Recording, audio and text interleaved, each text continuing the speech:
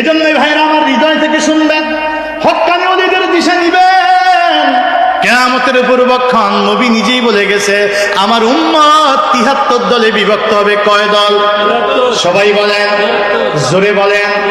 আমার উম্মত ৭৩ দলে বিভক্ত হবে। জান্নাতে যাবে কয় দল? আমার কথা না নবীর কথা?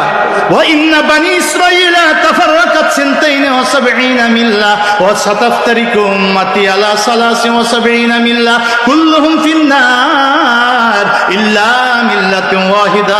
ক্বালু মান হিয়া ইয়া রাসূলুল্লাহ? ক্বালা মা আনা আলাইহি ওয়া আসহাবি। হাদিস শরীফে আছে, নবী বলে বনি ইসরাইল ৭২ দলে বিভক্ত হইছে। আল্লাহর এক গজব প্রাপ্ত হক থেকে দূরে সরে যাওয়া পৃথিবীর বুকে এক বংশধর ছিল বনি ইসরাইল, দল হইছে ৭২, আর আমার উম্মত দল হইবে ৭৩। আমি রাসূল বলে গেলাম, শুইনা নিও, এরা সবই জাহান্নামে। কুল্লুহুম ফিন্নার, সবই পথভ্রষ্ট হয়ে জাহান্নামে রওনা দিবে। ইল্লা মিল্লাতুন ওয়াহিদা, দল হবে একটা না জাতি। কয়টা? সাহাবীরা বলছে, ইয়া রাসূলুল্লাহ ৭৩ দলে ৭২টাই জাহান্নামের দিকে যাবে, একটা মাত্র জান্নাতে। এইটা কোনটা? মানহিয়া, এই দলটা কারা? এই দলটা আমরা চিনতে চাই। রাসূল বলছে, মা আনা আলাইহি ওয়া আসহাবি, আমি আর আমার সাহাবে একরাম যেই পথে, আমার নবী যেই পথে ছিল, এই পথটার নাম হাদিস না সুন্নত? খেয়াল করে বুঝবেন, নবী যেই পথে ছিল এটার নাম কি হাদিস না সুন্নত? প্রথম প্রশ্ন না, আপনাদের থেকে জবাব চাই নাই, আমি প্রশ্ন করছি বটে। আপনারা যদি জবাব দিতেই পারতেন তাহলে আর আমার ওয়াজ আনছেন কারে? কথা কম না খান। আমারই যেহেতু আনছেন, আমি কোরআন হাদিস দিয়ে কইয়া দিতে সঠিকটা। আপনারা সঠিকও কইতে পারেন, ভুলও কইতে পারেন, ঠিক না? নবীজির হাদিস কারে কয় ভালো করে শুনেন। আমি জানি না কালীবাজারে কারোর লাগে আমার শত্রুতা মিত্রতা, মামলা দ্বন্দ্ব, টাকা পয়সার লেনদেন, তেমন কাউরে চিনি না, অল্প দুই একজন মুরব্বী ছাড়া। কথা কম দেখা। ফলে আপনাদের সাথে আমার কোনো সম্পর্ক এমন নাই যে অমুকের বিরুদ্ধে হুজুরে কইতে আসেন। নো, আমাকে যতটুকু ইমানি দায়িত্ব ঠিক অতটুকুই কোরআন সুন্নাহ অনুসারে বলবে। এর চাইতে এক শব্দ আল্লাহ যেন আমার না বেশি বলায়। খেয়াল করে শুনেন, হাদিস কাকে বলে? হাদিস বলা হচ্ছে নবীজির তামাম জীবন, জন্ম পূর্ব লগ্ন বিষয় যদি নবী কিছু বলে থাকে, যেমন নবীজি বলছে, খেয়াল করেন, তিরমিজি শরীফের হাদিস, মেশকাত শরীফের 511 পৃষ্ঠায়, বাবু ফাদাইলে সাইয়্যিদুল মুরসালিন ওয়া সালাওয়াতুল্লাহি ওয়া সালামিহি।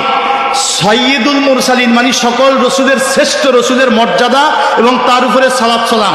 এই অধ্যায়ের ফসলে সালেস ৩য় পরিচ্ছেদের প্রথম হাদিস। সাহাবে কেরাম স্পষ্ট একত্রে বলছে, অলু ইয়া রাসূলুল্লাহ, তারা বলল, হে আল্লাহ রসুল, মাতা ওয়াজাবাত লাকান নবুয়া, আপনি কখন থেকে নবী? ওয়াজাবাতের নিচে বাইনা সফটাইনে লেখা আছে সাবাতাত, নবুয়তটা আপনার জন্য কখন থেকে সাব্যস্ত, আপনি কখন থেকে নবী?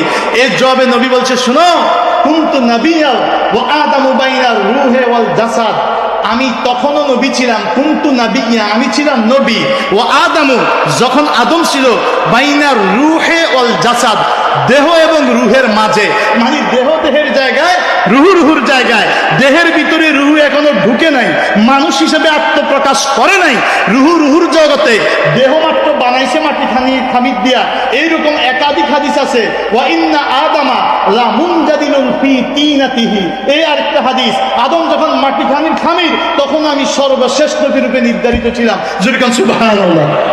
তাহলে আদম যখন দেহের জায়গায়, রুহু রুহুর জায়গায়, তখনও আমি নবী ছিলাম। এই কথা কি আমি বলছি না আল্লাহর নবী নিজে বলছেন? এখন যদি বাংলাদেশের কোনো শায়েখ মক্কায় পড়ছে, মদিনায় পড়ছে, 70 বছর, 88 বছর, 89 বছর, এই বড় সাইকুল হাদিস হয়ে আইছে, দেশ কাঁপা এলাইতেছে অনুদান দিয়া, খালি দান করে, বিরাট বিরাট ফাউন্ডেশন করে, জগৎ বিখ্যাত শায়েখ হয়ে গেছে। আর যদি বলে যে নবীজি 40 বছর বয়সে যে ওহী আসছে, তার একদিন আগেও তিনি জানতেন না যে তিনি নবী, আমরা বলবো সে সঠিক পথ দেখায় নাই। কথা কম, হয় সে নিজেই পায় নাই, নইলে সে সঠিক পথ দেখায় নাই। তুমি সারা পৃথিবীর শ্রেষ্ঠ আলেম হতে পারো, আল্লাহ রসুলের সাথে গোস্তাকি করলে, নবীর সম্মান তাজিম নিয়ে যদি তুমি কথা বলো, নবীজিকে ছোট তুচ্ছ তাচ্ছিল্য করতে চাও, জাতির সামনে ছোট করতে চাও, আমরা সোজা সবটাই বুঝি। আল্লাহ পাক তার ঈমান কবুল করে, আল্লাহ তাদেরকে হেদায়েত দান করুন। আর হেদায়েত না থাকলে ফয়সালা আল্লাহর হাতে, কারণ সব মানুষ তো আর জান্নাতে যাবে না। কথা কম না? সব জান্নাত। রসুল নিজেই বলছে 72 দল যাবে জাহান্নামে, একটা যাবে জান্নাতে। তো আমার তো জোর কইরা কাউরে হেদায়েত দিতে পারবো না। আমার কথা আমি বলছি, আমার কথাটা আপনি ইচ্ছা করলে বিরোধিতা করতে পারেন, মুখটা আপনার, বডিটা আপনার, মুখটা আপনার, আপনি যা চায় তা বলতে পারেন। কিন্তু আমি বলছি খোদার কসম, যদি আমি জানতাম যে এটা সঠিক নয়, অন্য কিছু সঠিক, তাহলে আমি যদি এই ব্যাঠিকটা বুঝাইতে আসি, আল্লাহ যেন আমার জবান বন্ধ করে দেয়। যাহা জেনেছি হৃদয় থেকে, কোরআন সুন্নাত থেকে সঠিক সত্য তাই বলা আমাদের দায়িত্ব, ঠিক না ব্যাঠিক? তাইলে নবীজি খেয়াল করে শুনেন, রাহমাতুল লিল আলামিন এই যে হাদিসটা বললেন, এটা বলছে আমি তখনও নবী ছিলাম যখন আদম রুহু আর দেহের মাঝে। তাইলে এটা হাদিস, হাদিস বলা হয় নবীর জবান থেকে যত কথা বের হইছে একেবারে শিশুবেলা, পৃথিবী সৃষ্টির আগেও নবী যদি কিছু বলে থাকে, যেমন হাদিসে অসংখ্য বলছে যে ওয়াকান আরশুহু আলাল মা, মানুষের তকদির আল্লাহ এমন সময় নির্ধারণ করছে যখন আসমানও বানায় জমিনও বানায় নাই, তারও 50,000 বছর আগে। এই যে তথ্যটা দিছে এটাও হাদিস। নবীর জীবনের যত কথা, নবীর জীবনের যত কাজ, নবী পাক সাল্লাল্লাহু আলাইহি ওয়াসাল্লামের জীবনে যত কিছু কথাও বলে নাই, কাজও করে নাই, আরেকজনে করছে। নবী বিরোধিতা করে নাই, বাদ দিতে বলে নাই, নবী মৌন সমর্থন করছে, মনোগতভাবে সমর্থন দিছে।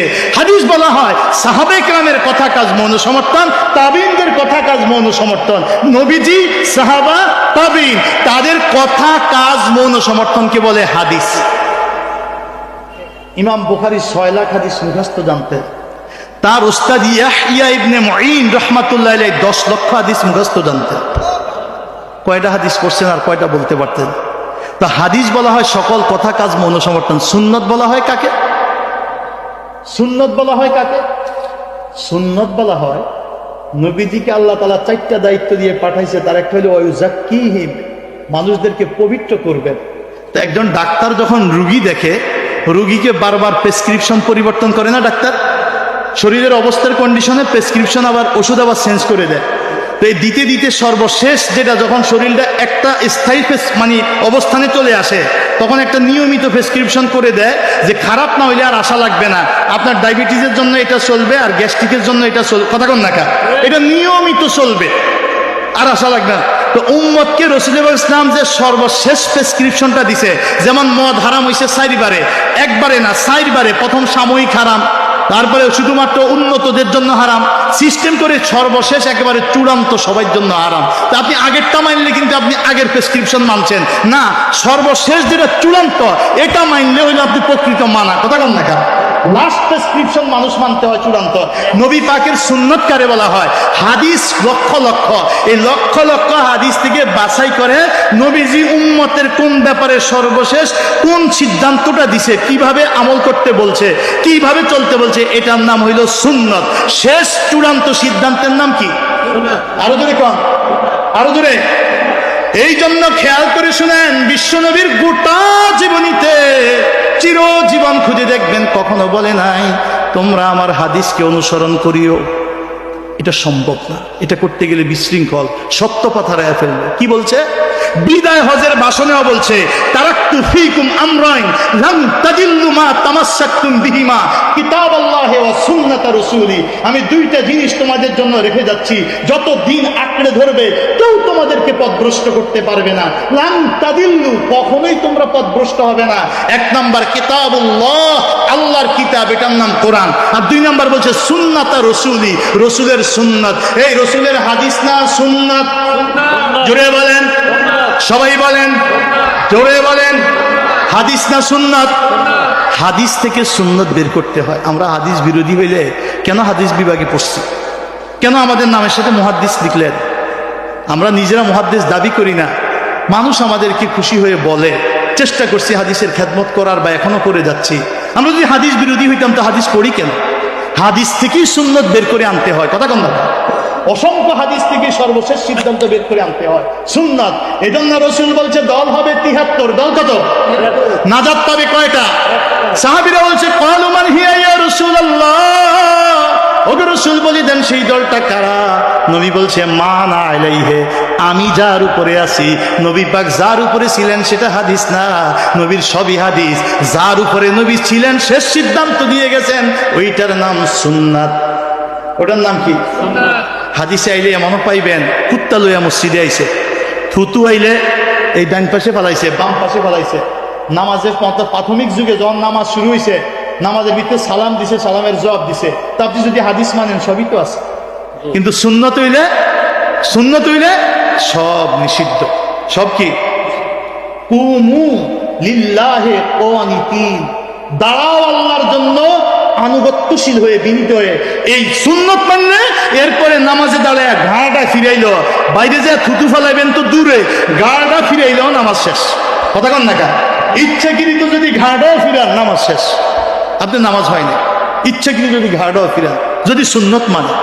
নবীর শেষ সিদ্ধান্ত সুন্নত, নবী ছিল সুন্নতের উপরে। এজন্য আল্লাহ বলছে ওমাই ইউতির রাসূলা ফাকাদ আতা আল্লাহ, যে আমার রসুলের আনুগত্য করে সে আমি আল্লাহর আনুগত্য করে। এখন এখন রসুলও লাগে না, সুন্নতও লাগে না, একটা বিশাল ময়দান পাইছে, হাদিস পাইছে, বাস হাদিসের তাও পাইছে কারা? আলহামদুলিল্লাহ। কি বলতাম, বলার ভাষা নাই। অনেকে কইবেন হুজুরে মনে হয় অমুকের না, দুনিয়ার কাউরে আমি এখানে চিনি না। কাউনো কাজ জিজ্ঞেস করবেন যে তোমার হুজুরে চিনে, দেখবেন তেমন কোনো লোক আমার পরিচিত নাই, আমি কাউরে চিনি না। মিয়া সাহেব, তুমি চালাও রিক্সা, তুমি চালাও ভ্যান গাড়ি, তুমি করো দোকানদারি, তুমি পড়ছো কলেজে, তুমি ইউনিভার্সিটির শিক্ষকতা করো, তুমি ডাক্তারি করো, তুমি মোবাইলে 3 পাতা কম মোবাইল দেখা তুমি কও যে হুজুরে কি জানে, হুজুরে কি জানে, হুজুরে তেমন কিছু বুঝে না। আমি যেটা বুঝি এটাই ঠিক। মিয়া সাহেব, মোবাইলে যেরকম জুয়ায় পড়া যায়, তুমি কোন জুয়ায় পড়ছো তুমি নিজেও টের পাও নাই। মনে রাখবা, আর কিছুর দরকার নাই, আর কিছুর দরকার নাই। একটা কথা খালি চিন্তা করো, ইউজাক্কিহিম, রাসূল তাজকিয়ে নফসের কথা বলছে। আল্লাহ কোরআনে বলছে কি? ফাওয়াইলুল লিল মুসাল্লিন, ওই নামাজীর জন্য ধ্বংস। আল্লাযিনা হুম আন সালাতিহিম সাহুন, যারা নামাজের মধ্যে গাফেল, যারা নামাজের মধ্যে অমনোযোগী। ওয়াল্লাযিনা হুম ইউরাউন, যারা লোক দেখানো নামাজ আদায় করে, এদের নামাজীদের জন্য ধ্বংস। তাইলে তোমার কোন নামাজীর নামাজ কবুল? কদ আফলাহাল মুমিনুন আল্লাযিনা হুম ফি সালাতিহিম খাশিউন, সফল ওই মুমিন যে তার নামাজের মধ্যে আল্লাহর ভয়ে ভীত।